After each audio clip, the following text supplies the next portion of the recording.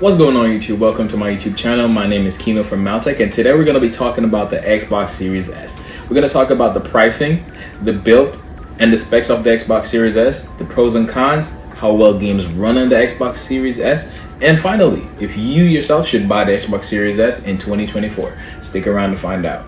So I've been playing the Xbox Series S for more than a year now, and I must say this thing looks and feels amazing. With the starting price of only $300 for the robot white 500GB version, it's not bad for an entry-level next-gen console. But if 500 gigs is not enough space for you and you don't want to upgrade using the Seagate expansion slot, you can just add $50 more to that 300 and get yourself a nice carbon black 1TB Xbox Series S. Well, while that is just coming from the Microsoft Store, you can definitely find cheaper options on other stores such as Amazon, eBay, or Best Buy. The lowest price I've seen so far is $224. Let's talk about the design of the Xbox Series S. It's the smallest Xbox Microsoft has ever made, so it can easily fit in small spaces. The Xbox Series S is approximately 60% smaller than its predecessor, the Xbox Series X. The Xbox Series S can stand either vertically or horizontal. This makes it way easier just to set up and play anywhere in your house. When it comes to the design of the Xbox Series S, I love the pure white rectangular shaped box with sharp edges and that punctuated black circle that just makes it look clean and simple. Now, let's just dive into the more technical side of the Xbox Series S. I'll say the Xbox Series S is a compact powerhouse. It offers either upscale 4K gaming, native 1440p resolution, or 1080p picture. Its GPU, though it is not as powerful as the Xbox Series X, can upscale games to 4K in similar ways to the Xbox One S. But don't worry, it still runs games at 120 frames per second at 1440p. Which simply means you still be able to enjoy your game at high frame rates and good graphics. Xbox Series S is also capable of ray tracing and load games way faster than ever thanks to the Microsoft Xbox Velocity architecture.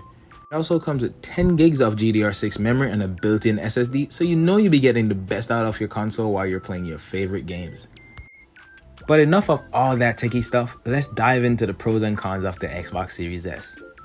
Sure, the Xbox Series S isn't perfect, and it won't be for everyone, but it delivers an almost next-gen gaming experience for a reasonable price.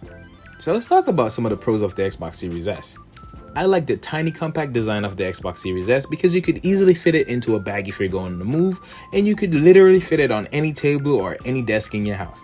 I like the affordable pricing of the Xbox Series S if you're on a budget, because you can't compare it to any gaming PC or console out there right now that provides a next-gen feeling. Another pro of the Xbox Series S is how quiet the console is while playing more graphically demanding games such as Call of Duty or Forza Horizon. Last but not least, we have the Xbox Game Pass. It represents one hell of a deal. While gaming is becoming more expensive with prices reaching over $60 per copy, you're definitely winning with $15 for over 100 titles to choose from Game Pass. Alrighty then, let's move on to the cons of the Xbox Series S. The first one on my list is the lack of a disc drive.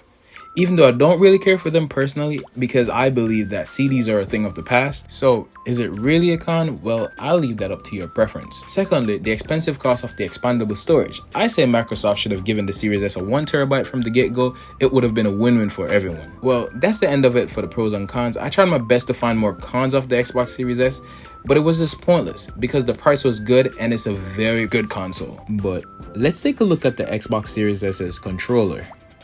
There isn't much of a next-gen controller, instead it's just an update of the one we already knew.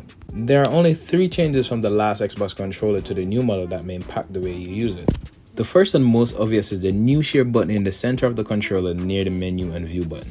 The share button makes it easier to quickly take screenshots or start recording video clips with a single button press. By default, pressing the button takes a screenshot and holding it for a second starts recording a video clip. The second feature, the controller also has a new clicker hybrid style directional pad. The new version is a slightly concave circular pad with raised cardinals directions, right? The direction looks and feels more pronounced on the Xbox Series S's controller.